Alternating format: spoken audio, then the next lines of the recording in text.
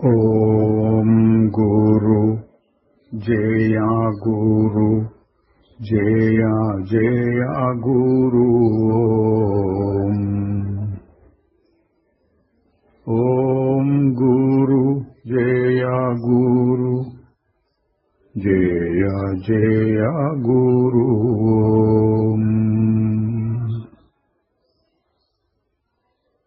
ఓం గురు జయ గురు జయ జయ గురు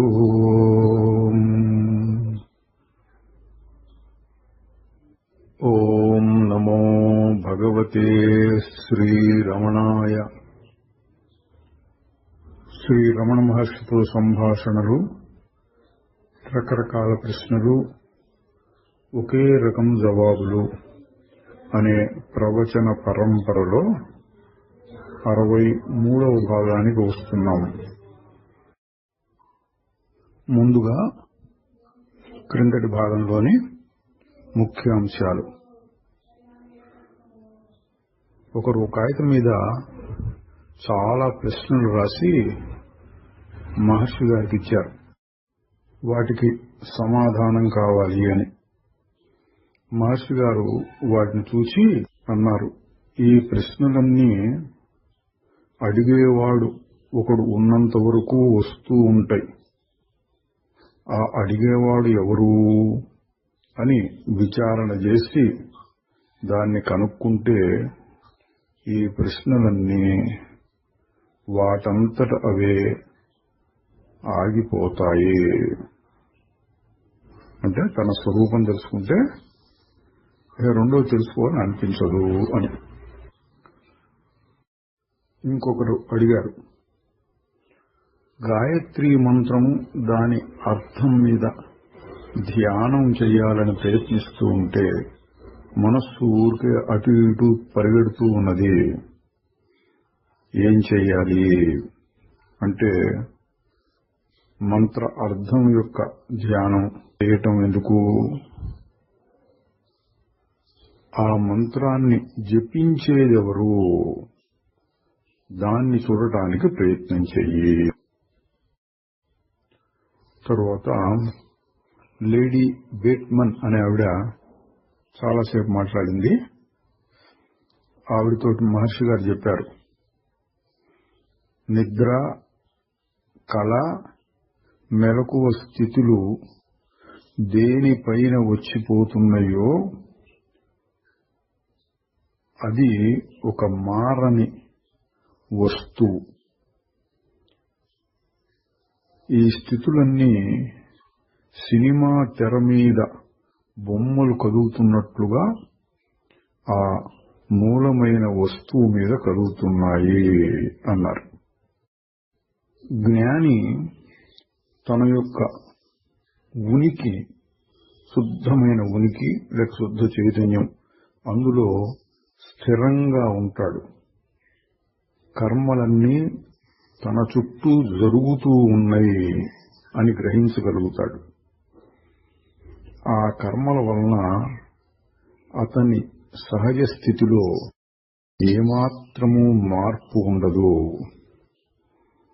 ప్రతిదాన్ని అనాసక్తితో, అంటే దేన్ని పట్టించుకోకుండా చూస్తూ తన ఆనందంలో తాను ఉంటాడు. ఒక్కసారి అటువంటి స్థితిలో గట్టి నిలకడ దొరికితే అది ఇక తరువాత దానంతట అదిగా నిలబడి ఉంటుంది.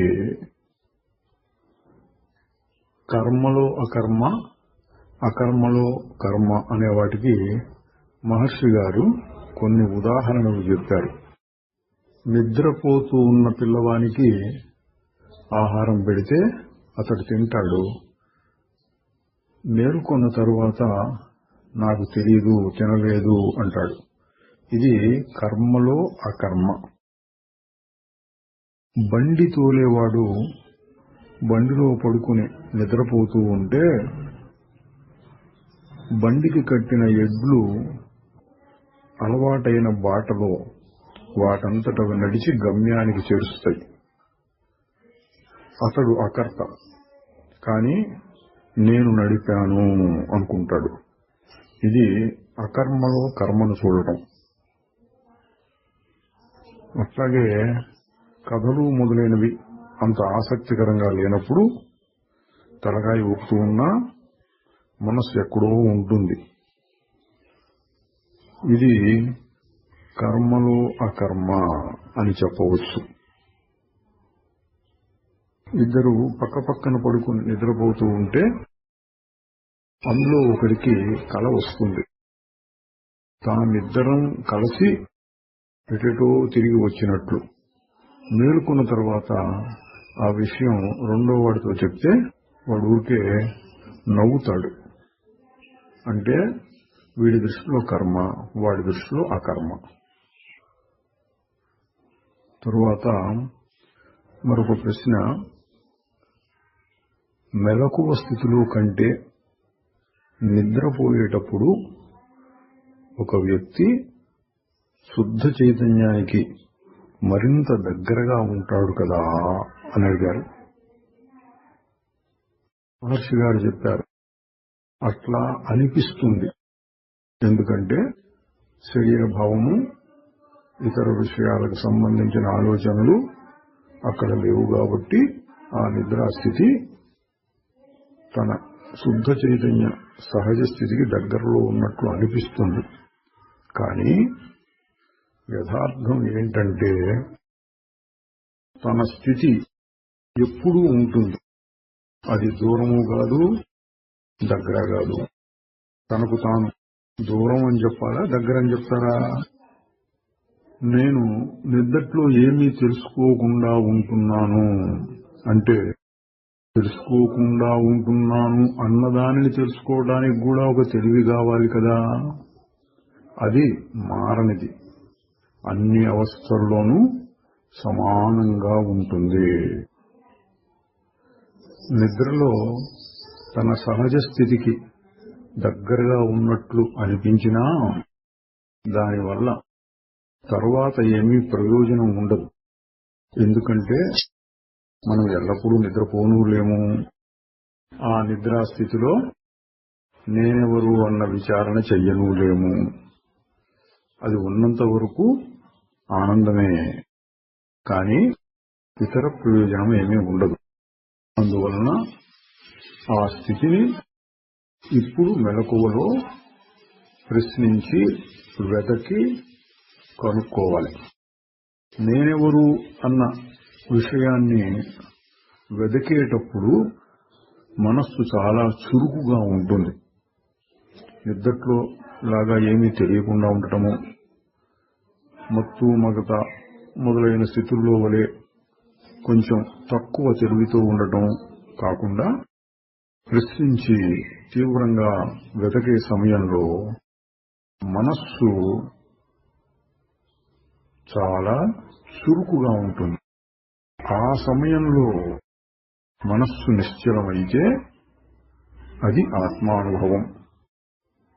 అంటే అక్కడ నిద్రావస్థలో ఉండే నిశ్చలత, అన్వేషించేటప్పుడు ఉండే చురుకుతనము రెండూ కలిసి ఉంటాయి. దానినే జాగ్రత్త సుషుప్తి అని గాని, సుషుప్తి జాగ్రత్త అని గాని ఎట్లాగైనా చెప్పొచ్చు.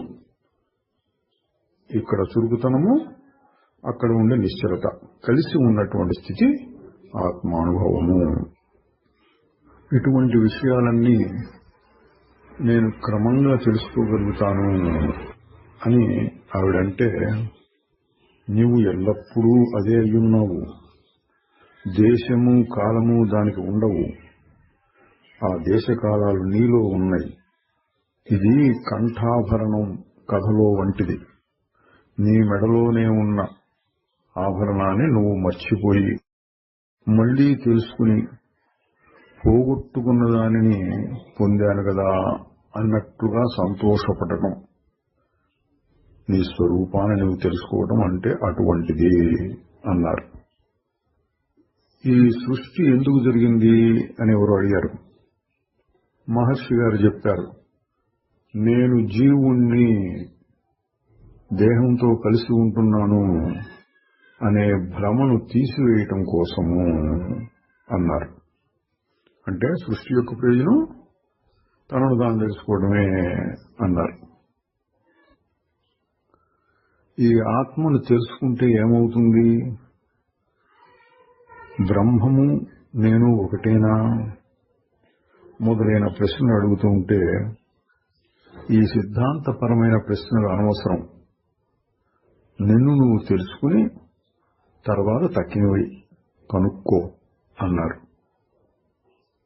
జ్ఞాని యొక్క లక్షణాలు ఏమిటో తెలిస్తే అటువంటి వారిని చేరి వారి ద్వారా ప్రోత్సాహం పొందవచ్చును కదా అని అడిగితే, జ్ఞాని యొక్క లక్షణాలు శాస్త్రాల్లో బాగా వర్ణించారు. అవన్నీ చదివే వారిని ప్రోత్సహించడం కోసమే, కానీ జ్ఞానుల దగ్గరికి వెళ్లి వాళ్ళను పరీక్ష చేయటం కోసం కాదు అన్నారు. ఓం నమో భగవతే శ్రీరమణాయ. ఇప్పుడు 63వ భాగంలోనికి వస్తున్నాం. 1939 జనవరి 18 సంభాషణ 611. ఒక భక్తుడు అడిగాడు, జీవుడు అనేది లోపల ఉన్న ఒక జ్యోతి స్వరూపం. చనిపోయిన తరువాత అది బ్రహ్మముతో ఏకమైపోతే ఇక పునర్జన్మను పొందేదెవరు? మహర్షి గారు తన పద్ధతిలో, ఎవరి లోపల ఉన్నదది, ఎవరు చనిపోతున్నారు? చూడండి, ఆయన అడిగిన ప్రశ్నలో లోపల ఒక జ్యోతి ఉన్నది అంటే ఎవరి లోపల ఉన్నది అంటున్నారు. ఆయన దీనికి సమాధానం చెప్పకుండా, అలాగైతే నేను నా ప్రశ్నను మరొక విధంగా అడుగుతాను అన్నారు. మహర్షి గారు, భాషా ప్రయోగాలు కాదు ఇక్కడ కావలసింది, ఆలోచించి విచారణ చేసి నీకు నువ్వు తెలుసుకో. సమాధానం ఏమిటో ఆలోచించు, చూడు అంటే అనుభవంలో చూడు. ఆయన అడుగుతున్నాడు, ఎట్లా? మహర్షి గారు, నీవు ఇప్పుడు శరీరంతో ఏకీభవించి ఉన్నావు కాబట్టి జీవాత్మ అనేది లోపల ఒక జ్యోతిలాగా ఉన్నది అనుకుంటున్నావు. అంటే శరీరం లోపల ఒక జ్యోతి ఉన్నది అనే అర్థం వస్తోంది. కొద్దిగా ఆలోచించి చెప్పు. శరీరం ఇటువంటి ప్రశ్నలు వేయగలదా? అది జడ పదార్థం, నేను అనలేదు. మరొకటి ఏదో నేను అంటోంది. అది ఏమిటి? అది ఆత్మ కాగలదా? ఆత్మ శుద్ధమైనది, దానికి తనకంటే వేరుగా మరొకటి కనిపించదు. అందువలన నేను అని అది కూడా అనదు. మరిప్పుడు నేను అనేది ఎవరు? శుద్ధ చైతన్యానికి, జడం అంటే శరీరానికి, రెండిటికి మధ్యలో ఏదో ఒక సంబంధం, అతుకు లాంటిది కనపడుతోంది. అది అహంకారం.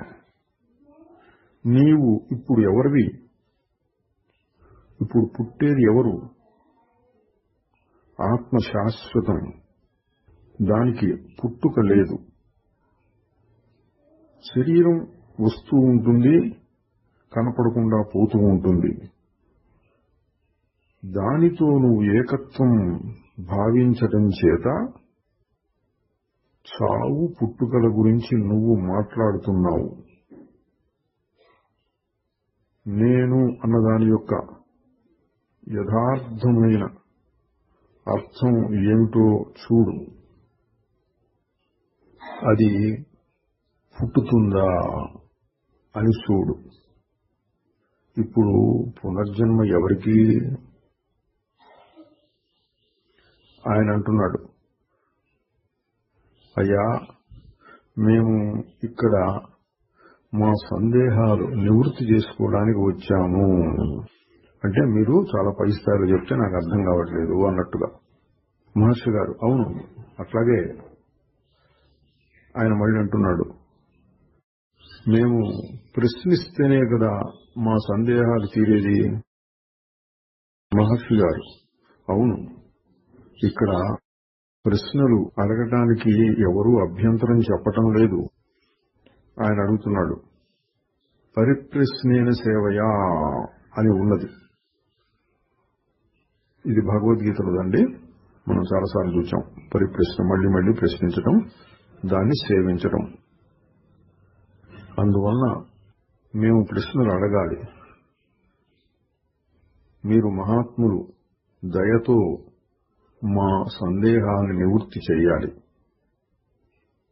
మహర్షి గారు, మీ ఉదాహరణని పూర్తి చెయ్యి.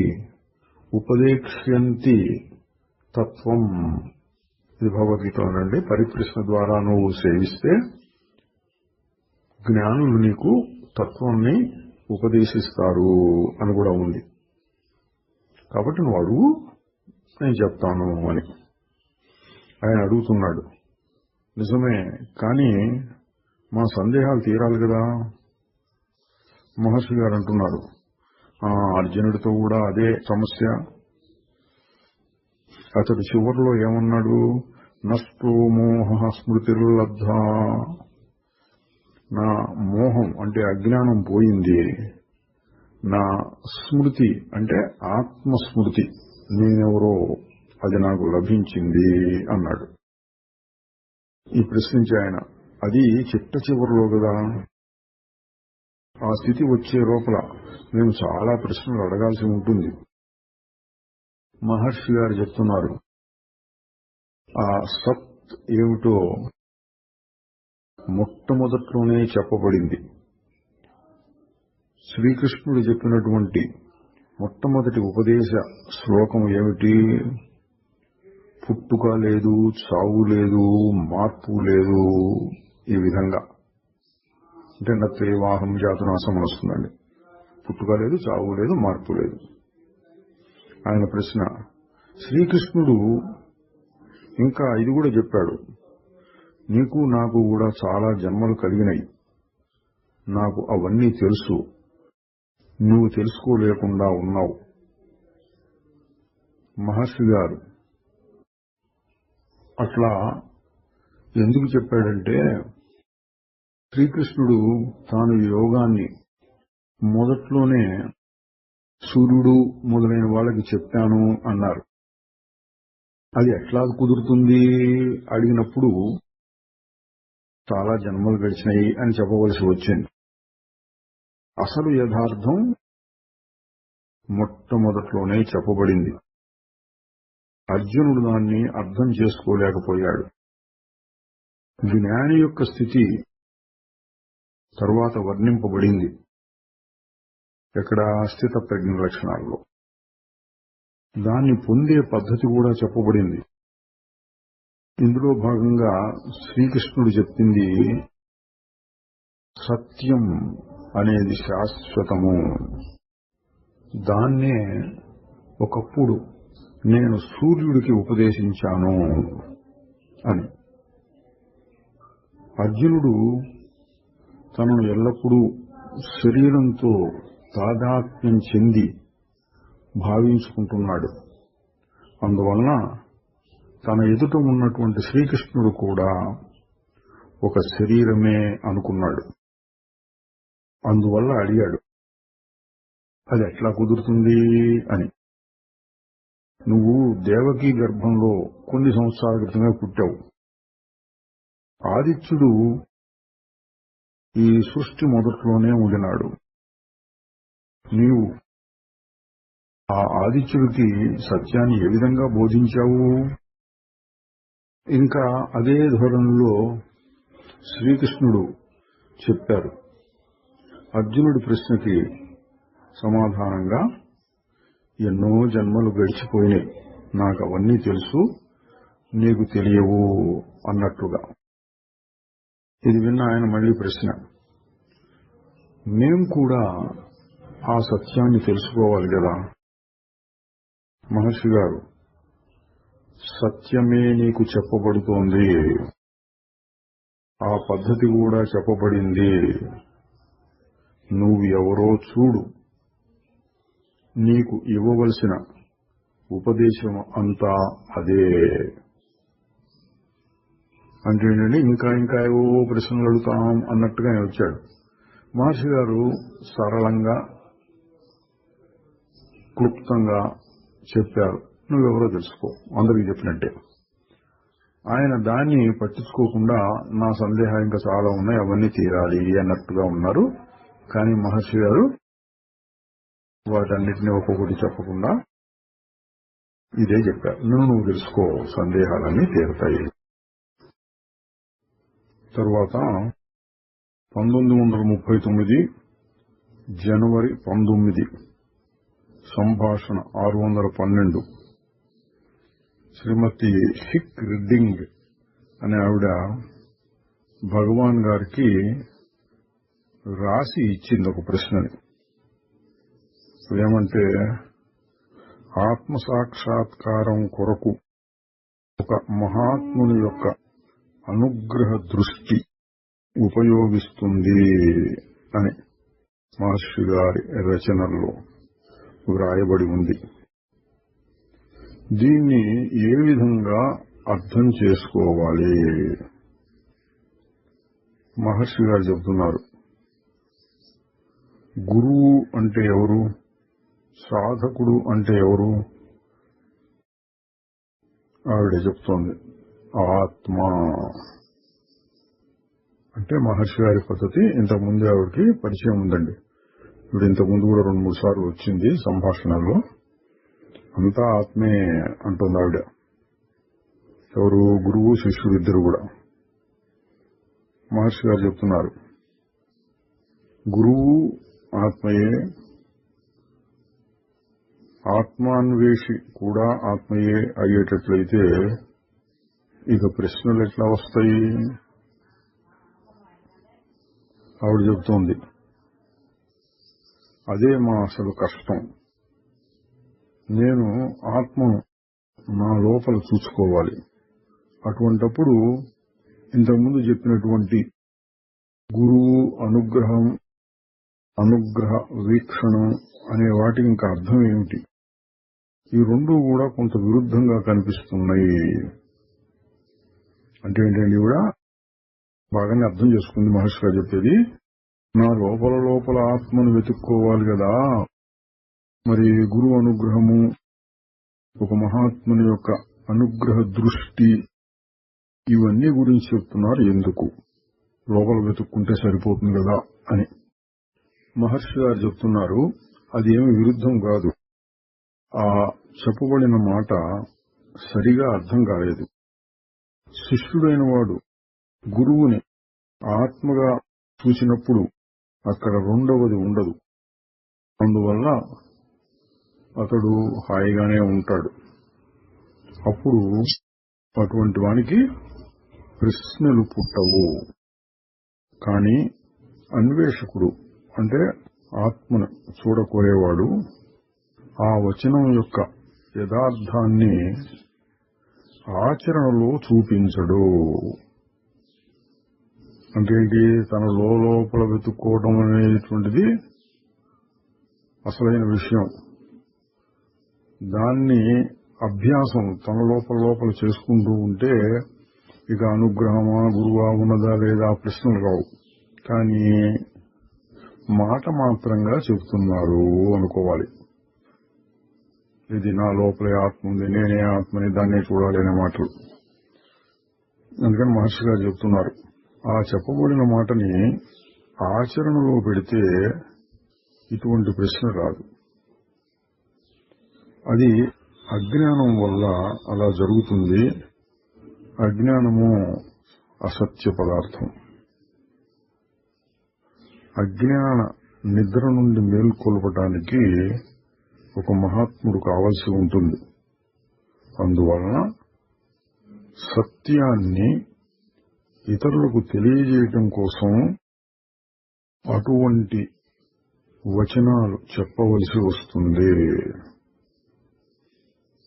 అంటే ఏంటంటే, నువ్వు నీ లోపల ఆత్మను వెతుక్కోగలిగి చూసుకోగలిగితే ఇక ప్రశ్నలు రావు. గురువు యొక్క అనుగ్రహ దృష్టి అవన్నీ అక్కర్లా ఇంకా. కానీ అవి చెప్పబడ్డాయి కదా అంటే ఏంటంటే, ఊరిక మాట మాత్రంగా నాలో చూసుకుంటున్నాను, నేనే శుద్ధ చైతన్యాన్ని అంటున్నాడు కానీ అది కుదరటల్లా. అటువంటి వారి కోసం, అజ్ఞానం అనేటువంటి నిద్రలో నుండి వారిని మేలుకొల్పటం కోసం గురువు యొక్క అనుగ్రహ దృష్టి, భాషణము కావాల్సి వస్తుంది. ఇక్కడ కావాల్సిందంతా ఒకటే, నువ్వు నీ ఆత్మను చూడాలి. ఇది నువ్వు ఎక్కడ ఉన్నా సరే చేయవచ్చు. ఆత్మని తనలోనే వెతుక్కోవాలి. ఆ వెతకులాట దృఢంగా ఉండాలి. అది గనక కుదిరిందా, ఇక ఒక గురువు దగ్గర భౌతికంగా ఉండవలసిన అవసరం ఉండదు. పైన చెప్పబడినటువంటి వాక్యాలు అంటే గురువు యొక్క అనుగ్రహ దృష్టి కావాలి అని ఏదో సందర్భంలో మహర్షి గారు రాశారు. ఆ వాక్కులు తాము ఉన్న చోటనే ఉండి ఆత్మను దర్శించగలిగిన వారి కోసం కాదు. వార్డ్ జాక్సన్ అని ఆయన ఉన్నారు అక్కడే, ఆయన అందుకున్నాడు మధ్యలో. ఈవిడ చెప్తూ ఉన్నటువంటి కష్టం చాలా నిజమైనటువంటిది. నేను కూడా ఆవిడికి సానుభూతితో ఉన్నాను. అంటే నాకు కూడా అదే సమస్య ఉంది అని. ఆవిడ ఏమంటుందంటే, మాలో మేము ఆత్మను చూసుకోగలిగితే ఈ మహాత్ముడు అంటే తమరిని చూడటానికి ఇంత దూరం రావాల్సిన అవసరమేముంది? తమ గురించి చాలా కాలంగా అనుకుంటూ ఉన్నాము. ఇక్కడికి రావడం అనేటువంటిది సరైన పనియే. మరి అట్లా చేయడం అనవసరం అంటారా అంటే ఈయన కూడా అదేనండి, మేము లోపల ఆత్మను చూసుకోవటం అయితే ఇక్కడికి ఎందుకు రావాలి, మేము రావటం తప్ప అన్నాడు. మహర్షి గారు వచ్చి మీరు మంచి పని చేశారు. ఈశ్వరో గురురాత్మేతి అని ఉన్నది. అంటే ఈశ్వరుడు, గురువు, ఆత్మ మూడు ఒకటే. ఒక వ్యక్తి ఆనందాన్ని కోరుతున్నాడు. దేవుడు మాత్రమే తనకు సరైన ఆనందాన్ని ఇవ్వగలడు అనుకున్నాడు. దేవుణ్ణి ప్రార్థిస్తున్నాడు, ఆయన్ని పూజిస్తున్నాడు. దేవుడు అతని ప్రార్థనలను విన్నాడు. దానికి సమాధానంగా ఒక భౌతిక శరీరంతో ఉన్న గురువుగా అతనికి కనపడతాడు. అతని భాషలో మాట్లాడతాడు. అతనికి సత్పదార్థం అర్థమయ్యేటట్లు చేస్తాడు. ఈ విధంగా గురువు అనేవాడు ఒక మానవ శరీరంగా ఉద్భవించిన దేవుడే. ఆయన తన అనుభవాల్ని సాధకులకు వారు కూడా అట్లా ఉండగలిగేటట్లుగా ఉపదేశిస్తారు. ఆయన అనుభవం ఏమిటి? ఆత్మలో స్థిరంగా ఉండటమే. ఆత్మ లోపల ఉన్నది. దేవుడు, గురువు, ఆత్మ అనేవి ఆ విధంగా సత్య సాక్షాత్కారంలో ఉండేటటువంటి స్థాయి భేదాలు.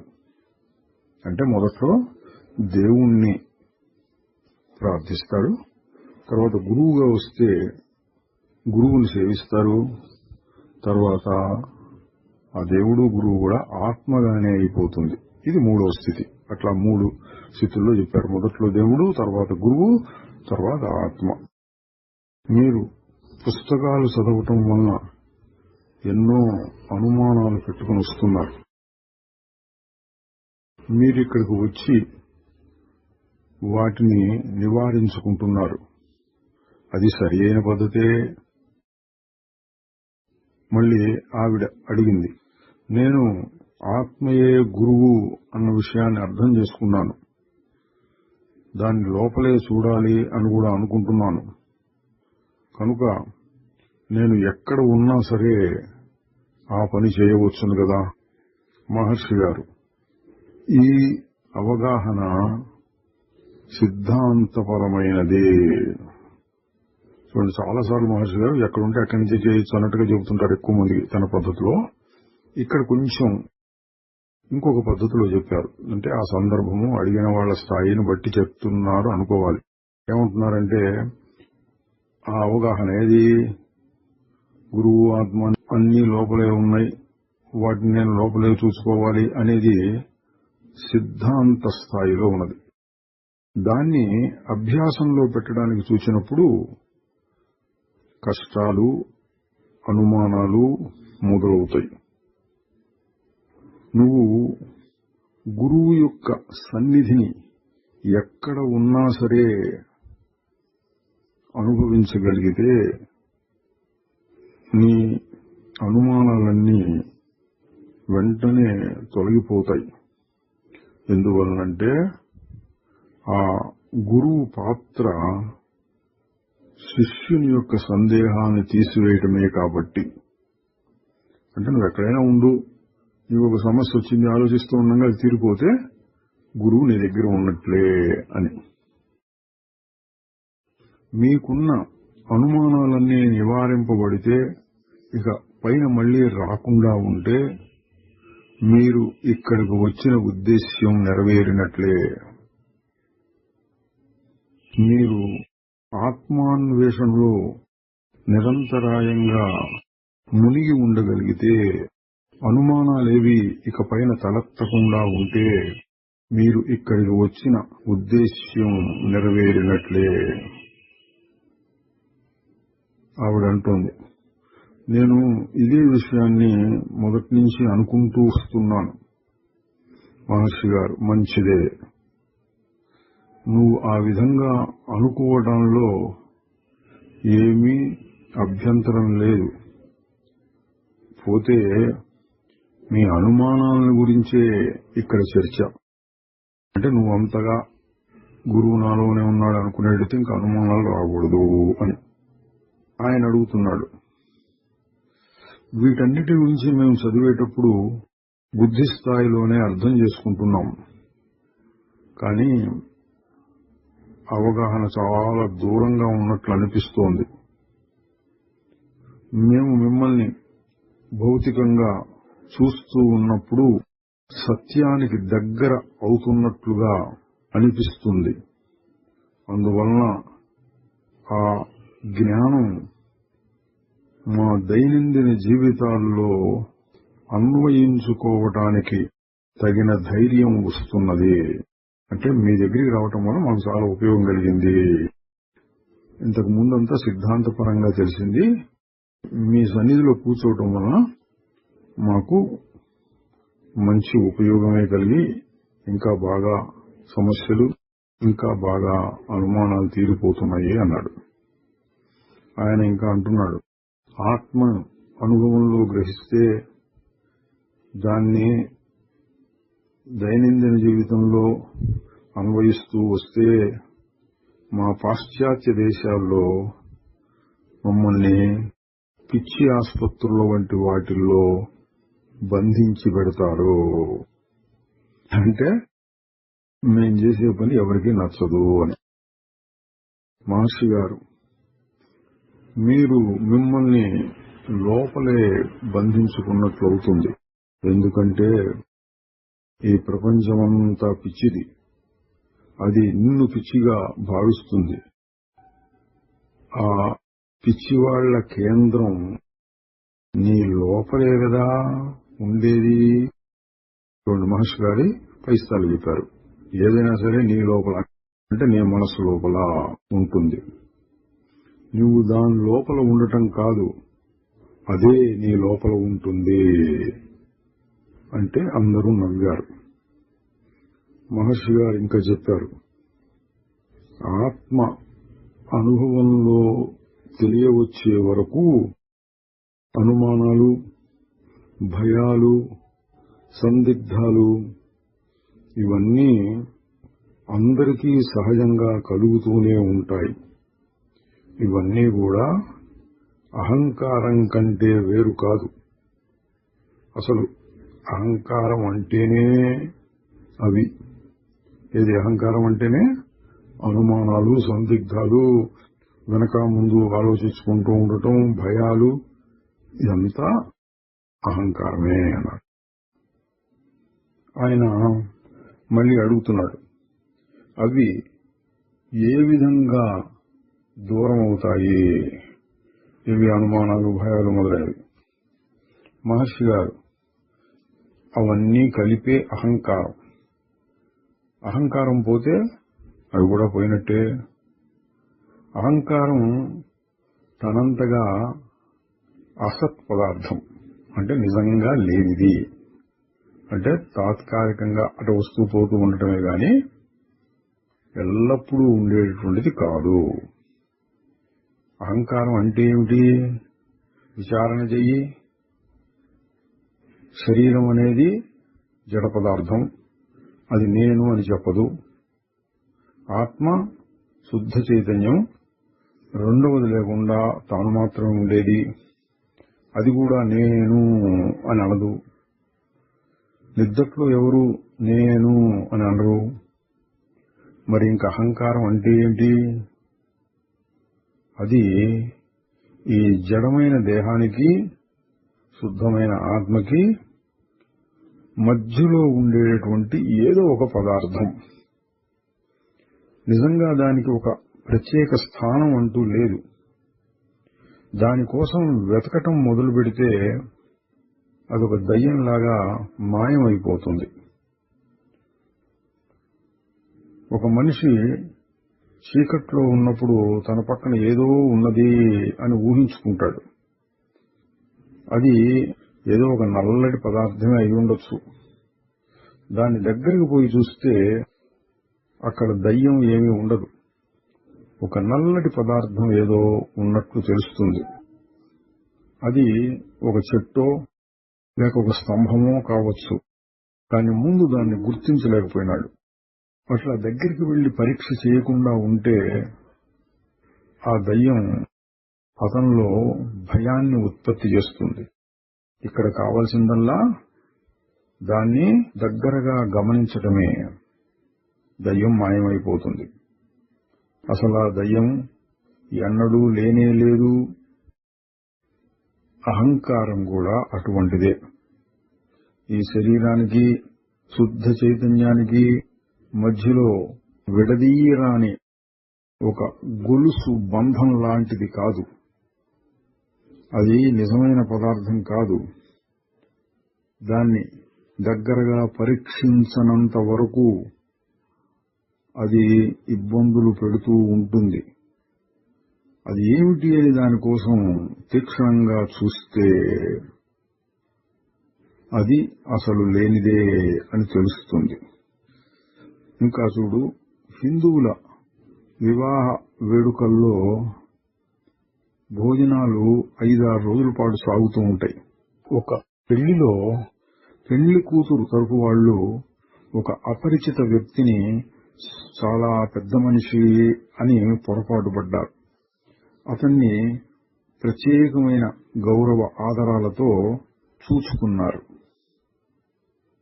ఆ విధంగా ఆడపిల్లి వారి చేత అతడు గౌరవానికి పాత్రుడు కావటం చూచి పెళ్లి కొడుకు వైపు వాళ్ళు కూడా అతను ఒక ముఖ్యమైన వ్యక్తి అయి ఉంటాడు అనుకున్నారు. వారు కూడా అతనికి చాలా గొప్ప గౌరవం ఇవ్వటం మొదలుపెట్టారు. ఆ అపరిచిత వ్యక్తి మొత్తం మీద చాలా సంతోషంగా కాలం గడిపాడు. అతనికైతే అసలు విషయం మొదటి నుంచి తెలుసు. ఏదో ఒక సందర్భంలో పెండ్లి కొడుకు వాళ్ళు ఏదో ఒక విషయం అతడి దృష్టికి తీసుకురావాలనుకున్నారు. దాని గురించి అతన్ని అడిగాడు. అప్పుడు అతను ఇరకాటంలో పడ్డాడు. తర్వాత కనపడకుండా పోయాడు. అహంకారం కూడా అటువంటిదే. దానికోసం చూడటం మొదలు పెడితే అది కనపడకుండా పోతుంది, లేదా అది ఇబ్బంది పెడుతూనే ఉంటుంది. దాన్ని ఏ విధంగా చూడాలి అనేటటువంటి విషయం ఆ విధంగా ఇంతకు ముందే చేసిన వాళ్ళ దగ్గర నేర్చుకోవాలి. ఒక గురువు దగ్గరకు వెళ్ళాలి అని చెప్పటం ఆ కారణం చేతనే. ఆయన మళ్ళీ అడుగుతున్నాడు, తన లోన అన్వేషణ చేస్తూ ఉండే సమయంలో ఒక గురువు లేక మహాత్ముడికి దగ్గరగా ఉండటం అవసరమా? మహర్షి గారు చెప్తున్నారు, ఆ విధంగా చేయడం ఎంతవరకు అవసరం అంటే అన్ని సందేహాలు తీరే వరకు. అది ఇక అడగడానికి ఏం లేదు, ఎట్లా చేయాలో నాకు బాగా అర్థమైంది అనుకుంటే ఇక గురువు మహాత్ముడు దగ్గరలో ఉండవలసిన పని లేదు. మళ్లీ ప్రశ్న, అహంకారం అసత్పదార్థం అయితే, బాధించేది అయితే దాన్ని ఆ విధంగా కష్టపడి అభివృద్ధి చేస్తున్నాం ఎందుకు? మహర్షి గారు, దాని పెరుగుదల, అట్లా పెరిగినందువలన అది పెట్టేటటువంటి బాధలు, దాని యొక్క మూలం ఏమిటి అని వెతికేటట్లు చేస్తున్నాయి. అంటే దాని పెరుగుదలయే దాని నిర్మూలనానికి కారణమవుతోంది. చూడండి, అహంకారం ఎందుకు పెరుగుతోంది, ఎట్లా ఎందుకు పెంచుకుంటున్నాం అంటే పెరిగి పెరిగి పెరిగి పెరిగి చివరికి చీచి ఎందుకు ఇది అసలు ఏంటి అహంకారం అంటే అనే ఆలోచన వచ్చినప్పుడు అది లేకుండా పోతుంది. అంటే పెరిగి పెరిగి పెరిగి తనంతట తానే పోతుంది. పెద్ద మబ్బులు వచ్చి వచ్చి వచ్చి వచ్చి వచ్చి బాగా దట్టంగా మబ్బులు వచ్చినాయి, పెద్ద వర్షం కురిసింది, తర్వాత మబ్బులు లేకుండా పోతాయి. అట్లా అహంకారం పెరిగి పెరిగి పెరిగి బాధలు ఎక్కువైనప్పుడు ఏమిటి అహంకారము అనే ప్రశ్న వస్తే అప్పుడు అది లేకుండా పోతుంది అన్నారు. అందువలన దాని అభివృద్ధి అంటే అహంకారం యొక్క అభివృద్ధి కూడా దాన్ని తీసివేయడానికే పనిచేస్తుంది అన్నారు. మళ్లీ ప్రశ్న, ఒకరు ఆధ్యాత్మికంగా అభివృద్ధి చెందాలంటే చిన్న పిల్లవాళ్లాగా అయిపోతారు అని చెప్తున్నారు కదా అన్నాడు. బాలోన్మత్త పిశాచవచ్ అని వస్తున్నాను, పిల్లవాని వలె పిచ్చివాని వలె పిశాచం వలె ఉంటాడు అని జ్ఞాని గురించి చెప్పిన మాటలు వస్తాయి. ఇటువంటిదే యేసుక్రీస్తు వచనం కూడా ఉంది బైబిల్లో.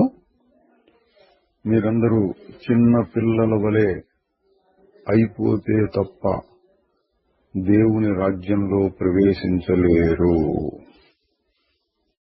దాన్ని పట్టుకుని అడుగుతున్నాడు ఈయన, చిన్నపిల్లవాళ్ళలాగా అయిపోవాలి కదా అంటున్నారు.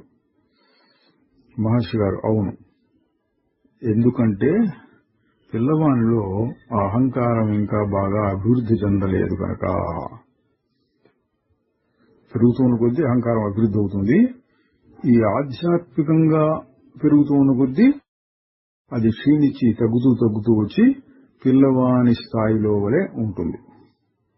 అంటే ఉంటుంది తాత్కాలికంగా, మళ్ళీ పోతుంటుంది, వస్తుంటుంది, పోతుంటుంది. తాత్కాలికంగా కాసేపు బాగా ఉన్నట్టు అనిపించినా అది నిలబడి ఉండదు పిల్లవాళ్లలో. ఆయన అడుగుతున్నాడు, నేను కూడా సరిగ్గా అదే అనుకుంటున్నాను. మేమందరం చిన్న పిల్లవాళ్లాగా ఉండిపోతే, అహంకారాన్ని అభివృద్ధి చేసుకోకుండా ఉండిపోతే బాగుండేది కదా. మహర్షి గారు, అక్కడ పిల్లవాడు అంటే పిల్లవాని లాంటి స్థితి అని అర్థం. ఆత్మ సాక్షాత్కారం కోసం ఎవరు పిల్లవాడి దగ్గర పాఠాలు నేర్చుకోరు కదా. జ్ఞాని యొక్క స్థితి ఆ పిల్లవాడి స్థితి లాంటిది వలె అన్నమాట. ఆ రెండిట్లోనూ తేడా ఉంటుంది. ఇది జ్ఞాని యొక్క స్థితి, పిల్లవాడి స్థితి. పిల్లవాడిలో అహంకారం పెరగడానికి సిద్ధంగా ఉంది, పెరుగుతూ వస్తుంది. అదే జ్ఞానిలో అయితే అది పూర్తిగా నశించిపోతుంది, ఇంకా పెరగదు, క్షీణిస్తూ వస్తుంది, ఒక స్థాయిలో పూర్తిగా పోతుంది. పిల్లవాడికి జ్ఞానికి తేడా అది. పిల్లవాడిలో పెరుగుతూ పెరుగుతూ వస్తుంది, జ్ఞానిలో తగ్గుతూ తగ్గుతూ తగ్గుతూ వస్తుంది, చివరికి లేకుండా పోతుంది. ఆయన చెప్తున్నాడు, ఇప్పుడు నాకు అర్థమైంది అన్నాడు. మహర్షి గారు, సత్యం ఒక్కటే, అది శాశ్వతమైనది, దాన్ని అర్థం చేసుకోవడం మంచిదే. కానీ పాత అజ్ఞానం తిరిగి రాకూడదు. అందువలన ప్రస్తుతం కలిగినటువంటి ఈ సత్య అవగాహన పోకుండా ఉండటం కోసం ఒక దృష్టి పెట్టి ఉంచాలి.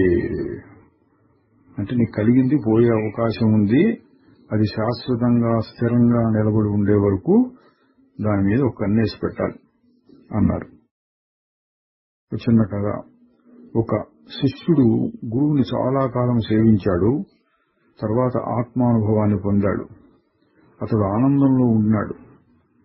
తర్వాత గురువుకు తన కృతజ్ఞతలు తెలియజేయాలనుకున్నాడు.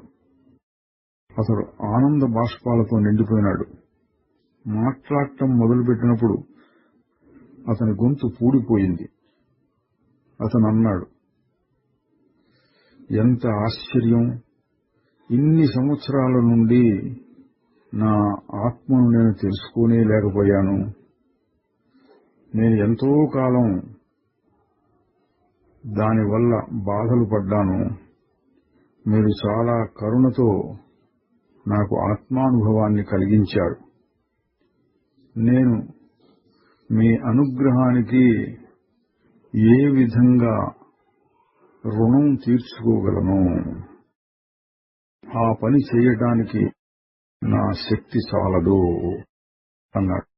అప్పుడు గురువు ఇట్లా సమాధానం చెప్పారు, బాగుంది బాగుంది, రుణం తీర్చుకోవడం మళ్లీ అజ్ఞానంలో పడిపోకుండా ఉండటంలోనే ఉన్నది.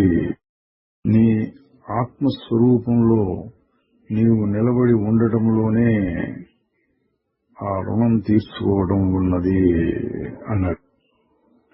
అంటే నువ్వు ఆనందంలో ఉంటే గురువు అంతకంటే ఆనందంలో ఉంటాడు. నువ్వు ఆయనకి ఏదో భౌతికంగా ఏదో పదార్థం ఇచ్చి గాని, లేక ఆయన సేవ చేసి గాని ఆయన కృతజ్ఞతలు రుణం తీసుకోవాల్సిన అవసరం లేదు. నువ్వు బాగా ఉండటమే సంతోషం ఆయనకి. నువ్వు మళ్లీ అజ్ఞానంలో పడిపోవద్దు అని చెప్పాట.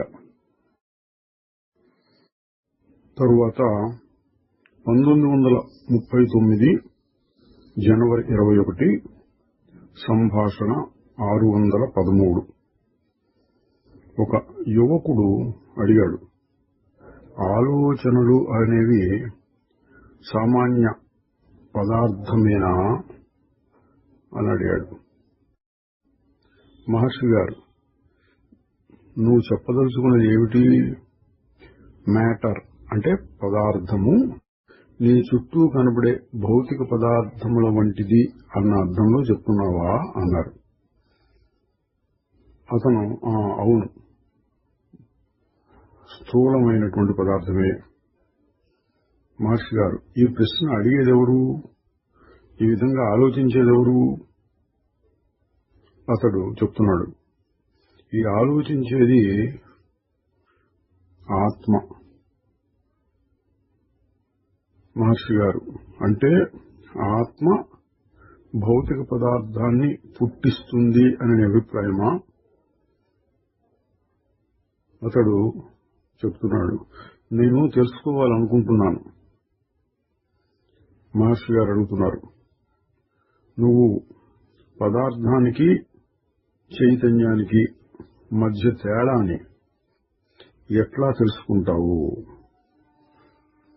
అతడు చెప్తున్నాడు, చైతన్యం లేక జీవుడు తెలివి శక్తి గలవాడు, భౌతిక పదార్థానికి అది ఉండదు, అంటే తెలివి ఉండదు.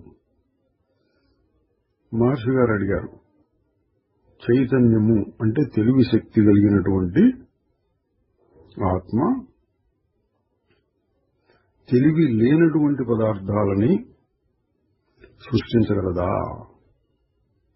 వెలుగు అనేది చీకటిని సృష్టించగలదా అన్నారు. అంతే, చిన్న సంభాషణ అక్కడితో పూర్తయింది. ఇది సైన్స్ చదివి వచ్చిన వాళ్ళు అడిగే ప్రశ్న. వాళ్ళు భౌతిక పదార్థము, దాన్ని నడిపించేటటువంటి శక్తి, కొన్ని వస్తువుల్లో ఉండేటువంటి జీవ లక్షణము, వీటన్నిటినీ చదువుకుంటూ ఉంటారు. ఆ దృష్టితో అడిగినట్టున్నాడు. మహర్షి గారు ఏం చెప్పారు? చేతన అంటే తెలివి నుండి తెలివి లేనటువంటి ఒక పదార్థం సృష్టి కాగలదా? ఇది మహర్షి గారి స్థాయి. అంటే సృష్టి మొత్తము చైతన్యమేను. సర్వం కల్విదం బ్రహ్మ వాసుదేవ సర్వమితి. ఇది భౌతికమైన పదార్థం, జడ పదార్థం, తెలివి లేనటువంటిది.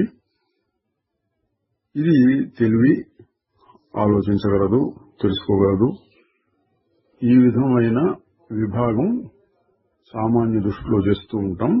సైన్స్ లో అవన్నీ వాటి గురించి ఎక్కువగా చదువుతూ ఉంటారు. వేదాంతంలో కూడా ఒక్కొక్కసారి ఆ స్థాయిలో మాట్లాడతారు. ఇప్పుడు కొంచెం పై స్థాయిలో జరిపితే సర్వం కల్విదం బ్రహ్మ, ప్రజ్ఞానం బ్రహ్మ, ఇటువంటి మాటలు వచ్చినాయి.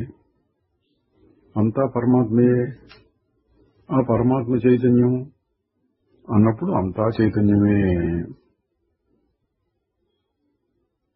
తరువాత 1939 జనవరి 24 సంభాషణ 614. హాల్లో కొద్దిమంది పెద్ద మనుషులు కూర్చొని ఉన్నారు. భగవాన్ వారితో కాసేపు మాట్లాడారు. అందులో ఏమన్నారంటే, భూతకాలం అంటే అయిపోయిన దాని గురించి గుర్తు తెచ్చుకోవడంలోనూ, రాబోయేది అంటే భవిష్యత్ కాలాన్ని ఊహించటంలోనూ ప్రయోజనం ఏమిటి?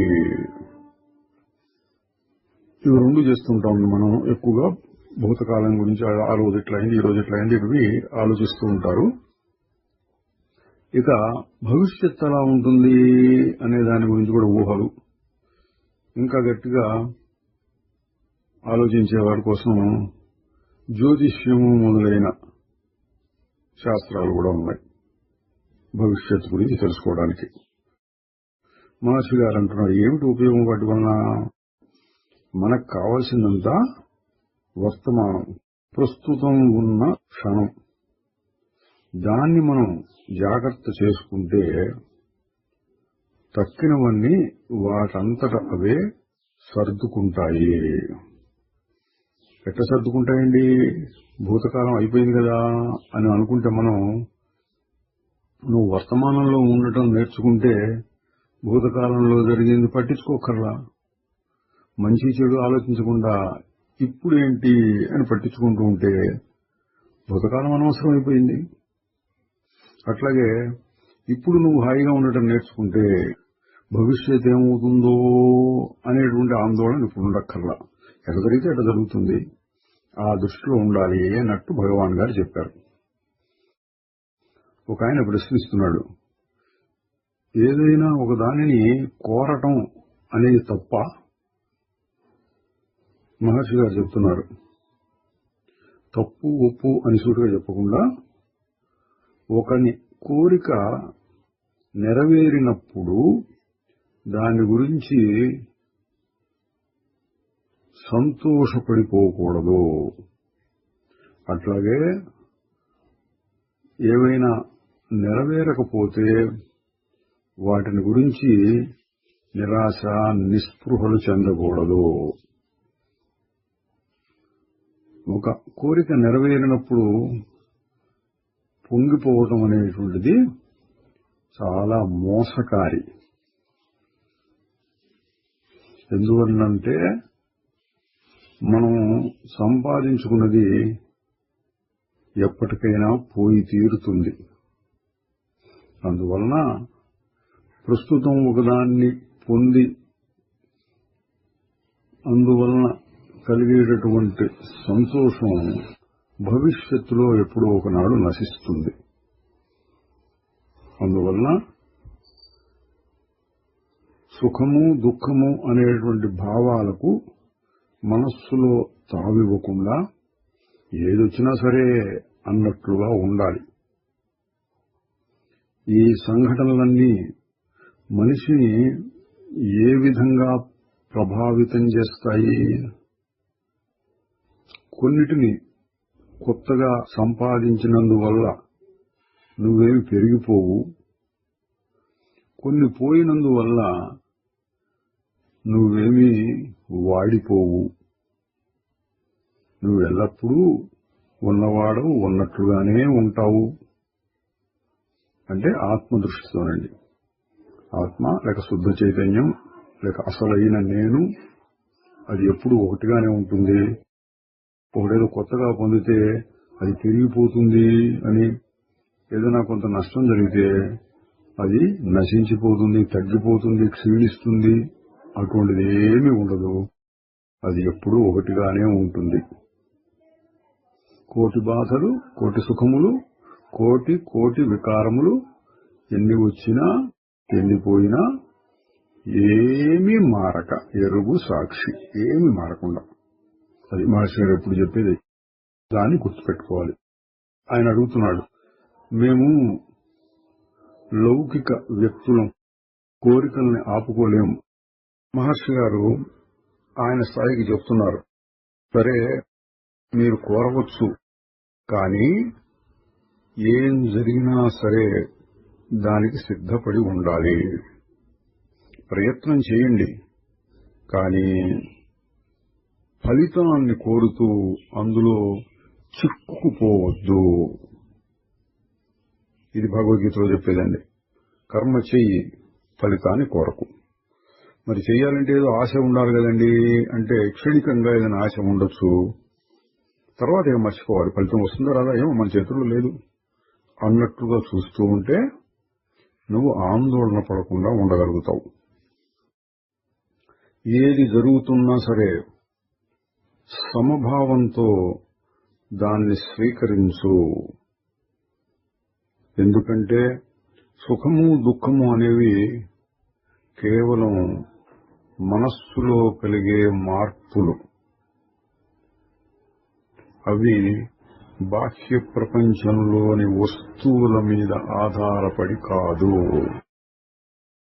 ఇదంటే సుఖం, ఇదంటే దుఃఖం, ఇటువంటి భావాలన్నీ వాసనలుగా ఏర్పడినాయి. కానీ విచారణ చేసి చూసిన వారికి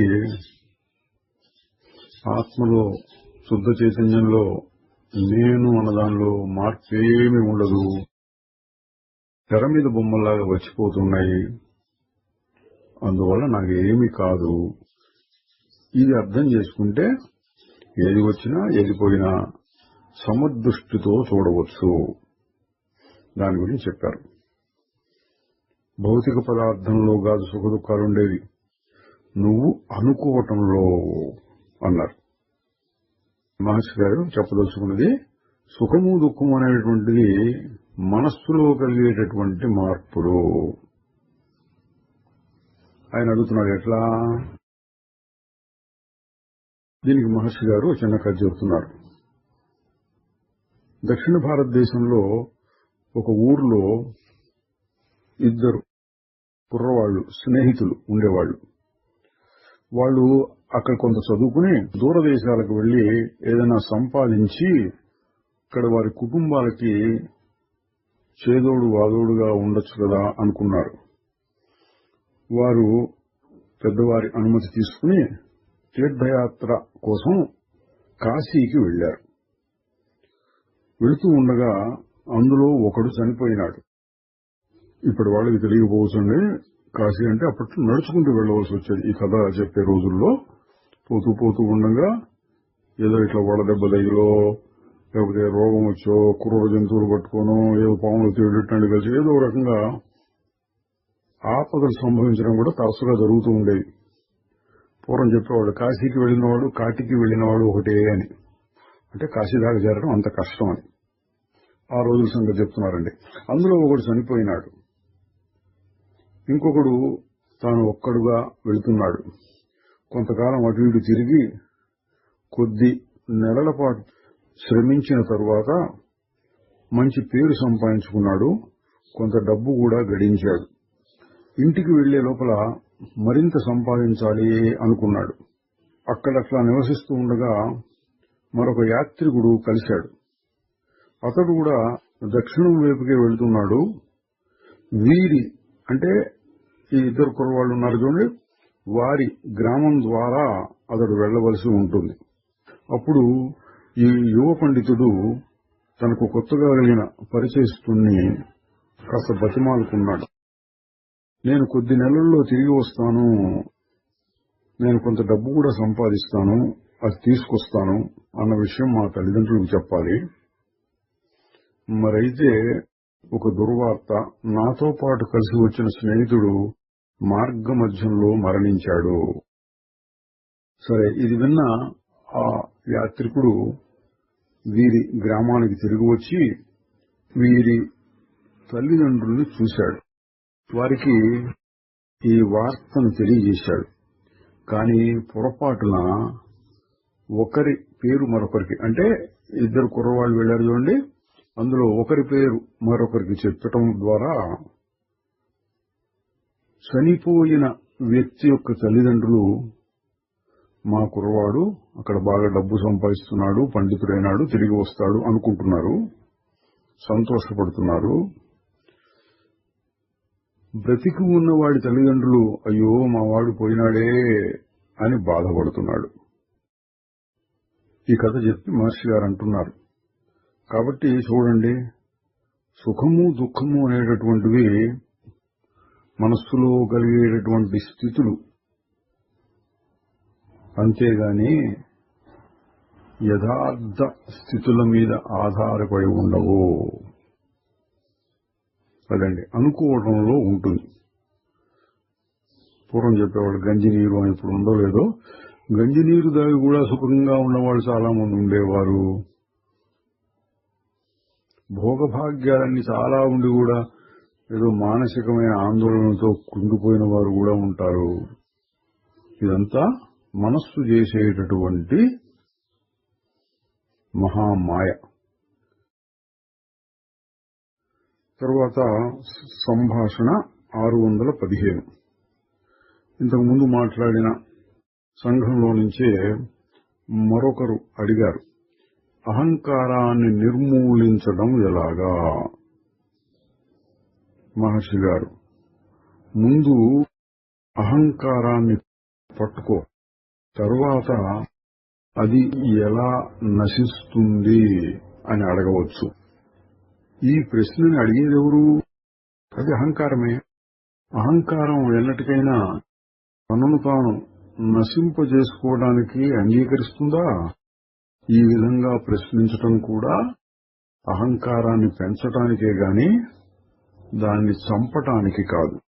మరి ఏం చేయాలంటే, నువ్వు అహంకారాన్ని వెతుకుతూ ఉంటే, అంటే అహంకారం అంటే ఏమిటి అని విచారణ పరిశోధన చేస్తూ ఉంటే అసలు అది లేనే లేదు అని గమనించగలుగుతావు.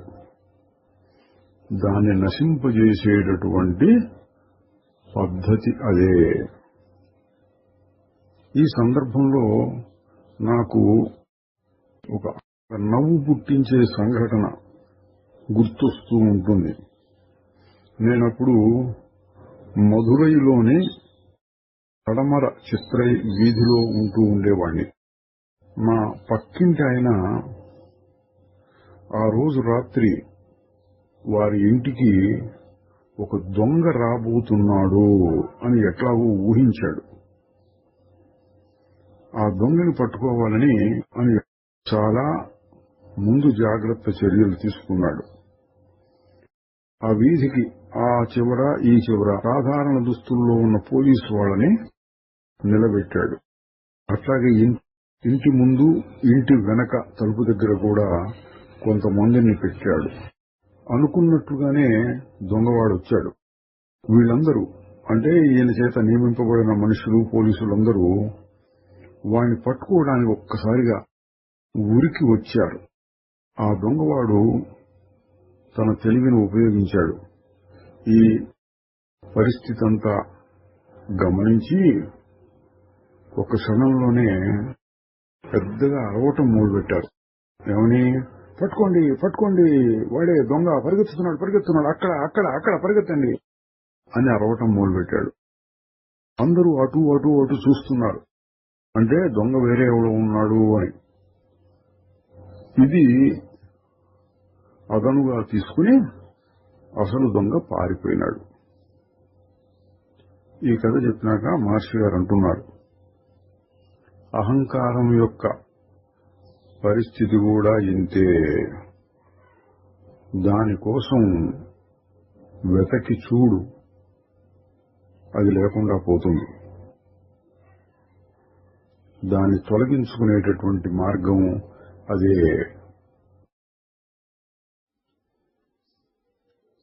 తరువాత 1939 జనవరి 23 సంభాషణ 616. ఇందులో జీవనాడి, ఆత్మనాడి, పరానాడి, గర్భోపనిషత్తు, అందులో చెప్పబడిన ఈ నాడుల సంగతులు, జీవుడు ఎక్కడి నుంచి ఈ శరీరంలో ప్రవేశిస్తాడు, సహస్రారము, ప్రాణాయామం, కుండలినీ శక్తి మొదలైన విషయాల మీద ఎవరు అడిగితే మహర్షి గారు చెప్పుకుంటూ వచ్చారు. మనకు పెద్దగా అవసరం లేదు, అక్కడెక్కడ చూద్దాం. మహర్షి గారు చెప్తున్నారు, సహస్రారం మీద ఏకాగ్రత నిలిపితే ఆ సమాధిలో ఉండేటటువంటి ఒక ఆనందం స్పష్టంగా తెలియవస్తుంది. అయితే వాసనలు అంటే లోపల ఉండేటటువంటి సంస్కారాలు, అలవాట్లు, కోరికలు మొదలైనవన్నీ కలిపి వాసనలు అని చెప్తారు. లోపల ఉండేటటువంటి వాసనలు నిర్మూలం కావు. అందువలన యోగి సమాధి నుండి మేల్కొనక తప్పదు. ఎందువలనంటే అతనికి ఇంకా బంధముక్తి కలగలేదు. రాత్రి నిద్ర వచ్చినట్టు అనుకోండి, నిద్రలో ఏమీ లేకుండా మహదానందం ఉంటుంది, కానీ మళ్ళీ తిరిగి రావాల్సి వస్తుంది. తిరిగి వచ్చిన తర్వాత ఈ శరీరం నేను, నా చుట్టూ ఉన్న ప్రపంచం నిజం, ఇటే పడిపోతుంది. కానీ నా స్వరూపం శుద్ధ చైతన్యం అనే భావం రాదు. అదేవిధంగా ఈ సమాధి స్థితిలో ఏదో ఒక ప్రక్రియ ద్వారా చాలాసేపు ఉన్నప్పటికీ అందులోంచి బయటికి వచ్చినప్పుడు మళ్లీ తన పాత అలవాట్లే కొనసాగుతాయి.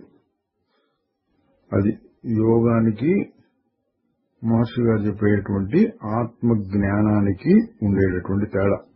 ఇంత ముందు కూడా దీని గురించి చాలాసార్లు చెప్పారు, మళ్ళీ ఒకసారి వచ్చింది ఇక్కడ.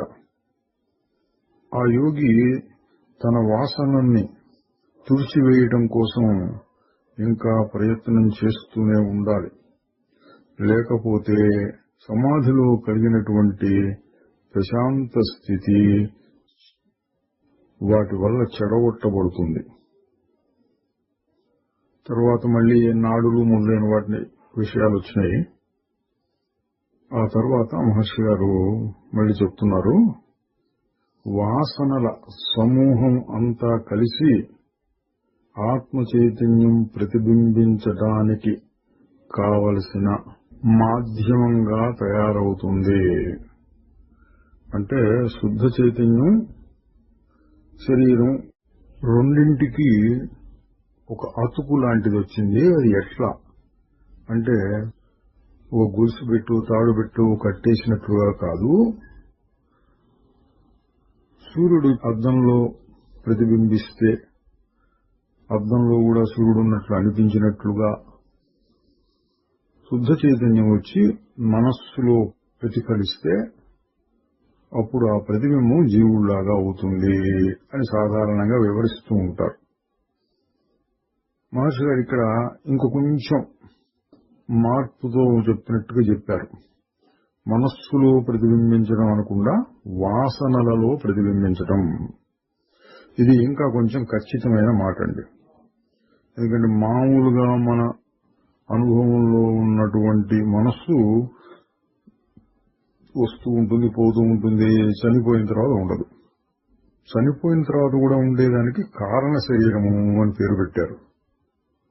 కారణ శరీరంలో శుద్ధ చైతన్యం ప్రతిబింబించినప్పుడు అత్యంత సూక్ష్మ రూపంలో ఉండేటటువంటి ఆ జీవుని యొక్క స్థితి వస్తుంది. తర్వాత అదే క్రమక్రమంగా అహంకారం, మనస్సు, బాహ్య జగత్తు ఇవన్నీ వస్తాయి. ఆ వాసనల సమూహం ఒక కుండలోని నీటిలాగా పనిచేసి అందులో చైతన్యం యొక్క ప్రతిబింబం పడేటట్లు అవకాశం ఇస్తాయి. కుండలోని నీరంతా తీసివేస్తే తర్వాత ఏ ప్రతిబింబము లేనట్లు వాసనలు క్షయించిపోతే తర్వాత ఇక ప్రతిబింబం ఉండదు. అంటే జీవుడు అనేటువంటి మిథ్యాస్థితి ఉండదు. ప్రతిబింబం లేకపోయినా ఆ విశ్వ చైతన్యం ఉనికి సర్వవ్యాపకమైనటువంటిది, అన్నిట్లోనూ ఉంటుంది. అంటే జీవుడులాగా కాదు, శుద్ధ చైతన్యం శుద్ధంగానే ఉంటుంది.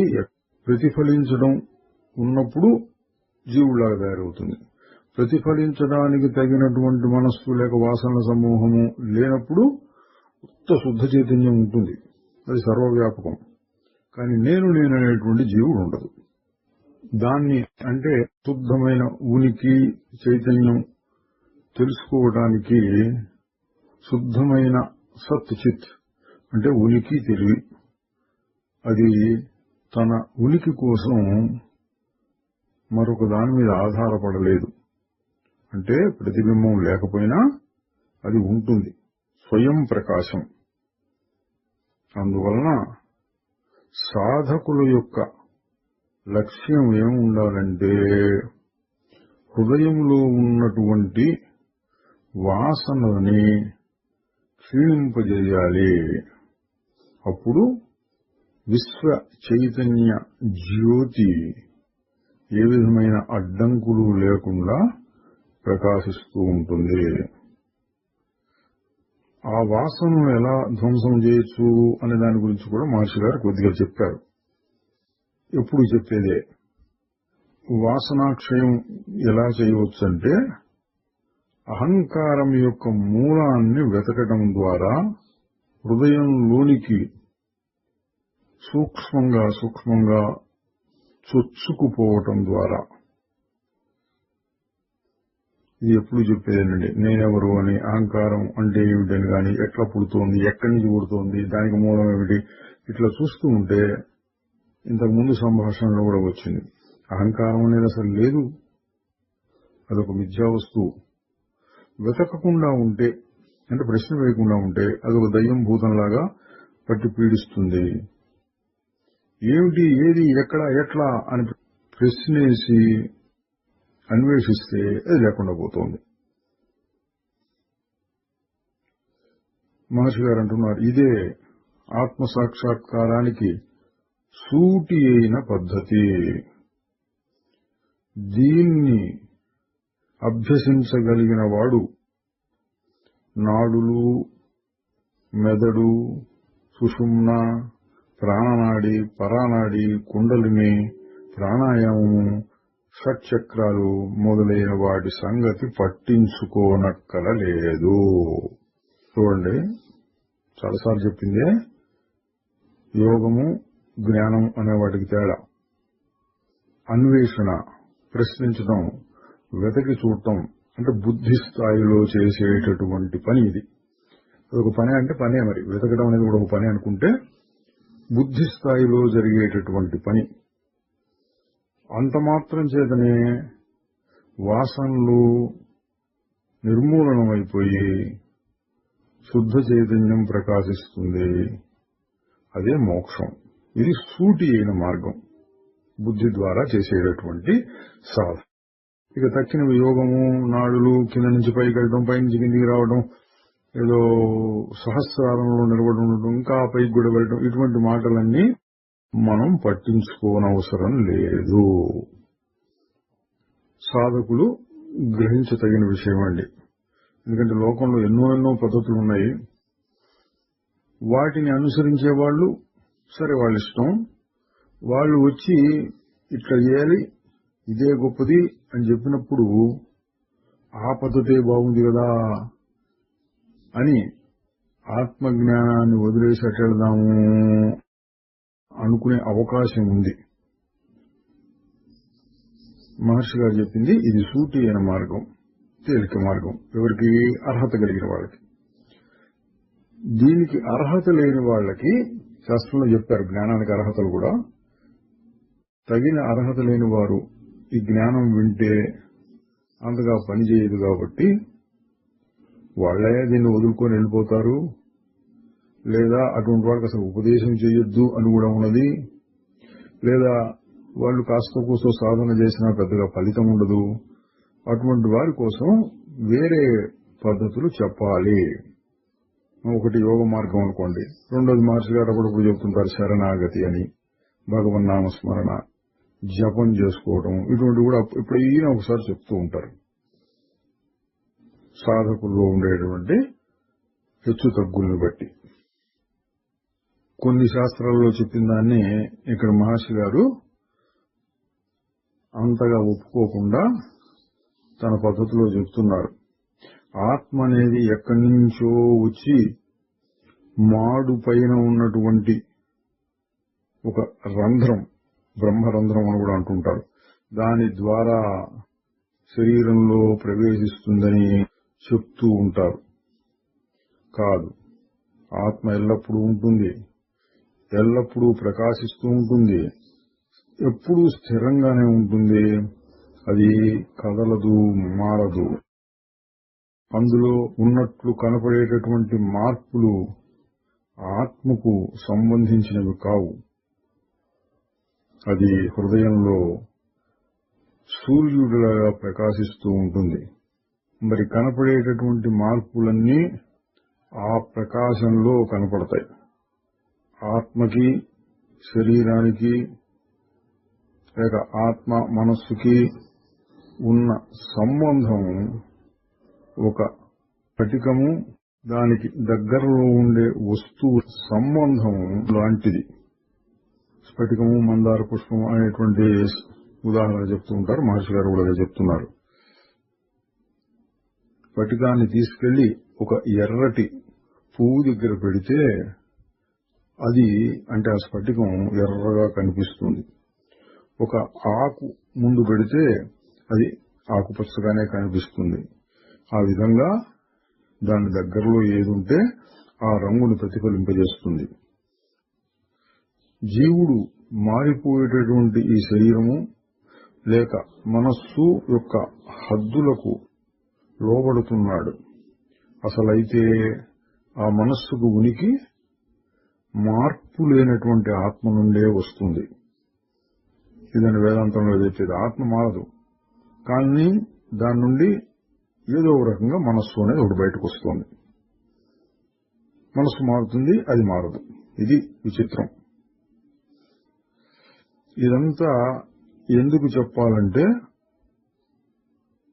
ఒక మిథ్యా తాదాత్మ్యాన్ని, అంటే శరీరమే నేను అనుకునేటువంటి భావాన్ని వదిలించుకోవడం కోసం.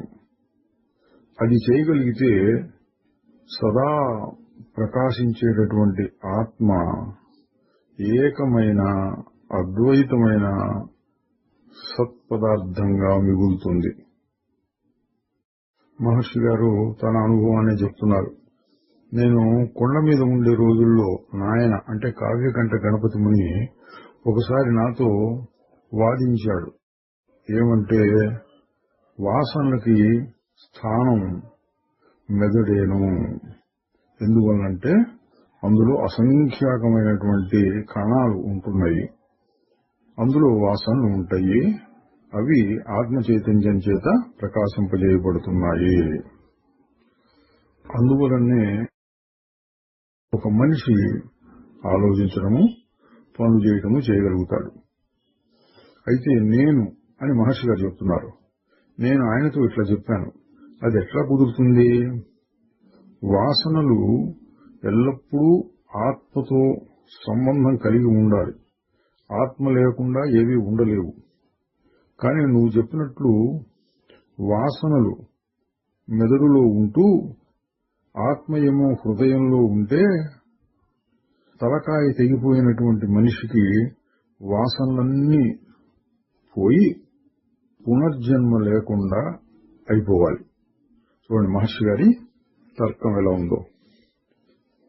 హృదయంలో ఆత్మ ఉంటుంది, మెదడులో వాసన ఉన్నాయి అనేటట్లయితే ఆ తలకాయని కనుక ఎవరైనా నరికేస్తే వాసనలు పోయినట్టే, వాడికి పునర్జన్మ ఉండదు కదా. కానీ ఇది అసంభవం. అంతేకాకుండా ఎవరైనా ఒక మనిషిని నువ్వెవరూ అని అడిగితే హృదయం మీద చేయబెట్టుకుని నేను అంటాడు, కానీ తలకాయ మీద చేయబెట్టి నేను అనడు కదా. అందువలన ఆ నేను అంటే అహంకారము, దానికి మూలస్థానమైన శుద్ధ ఆత్మ హృదయంలో ఉంటుంది. వాసనలు కూడా అక్కడే చాలా సూక్ష్మమైన స్థితిలో ఉండి ఉండాలి. చాలా సూక్ష్మమైన స్థితినే ఒక్కొక్కసారి కారణ శరీరము అని చెప్తూ ఉంటారండి. ఒక్కోసారి సూక్ష్మ శరీరం అంటారు, ఒకసారి కారణ శరీరం అంటారు.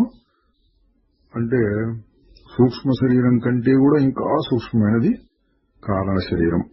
సుషుప్తి అవస్థలో ఉంటుంది. అది ఇప్పుడున్నదంటే ఇప్పుడు కూడా ఉంటుంది. సుషుప్తి అవస్థలో మూలంలో ఉంటుంది. తర్వాత దానిపైన సూక్ష్మ శరీరం, దానిపైన స్థూల శరీరం వస్తాయి.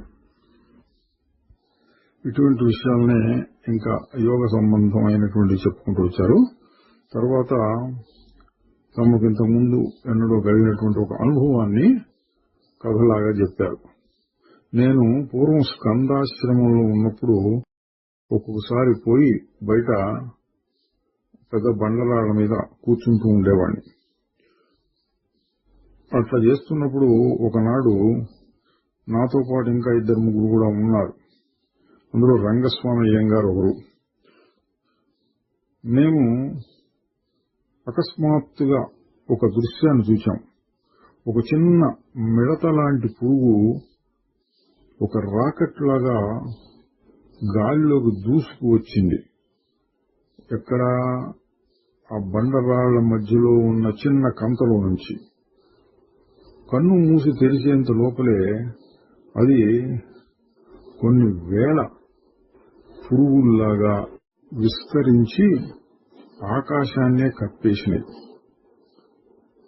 మేము ఆశ్చర్యపడి ఆ మొట్టమొదటి పురుగు ఎక్కడి నుంచి వచ్చిందా అని చూస్తే అది ఆ బండరాయిలోని ఒక సన్న కంతలో నుంచి వచ్చినట్లు అర్థమైంది.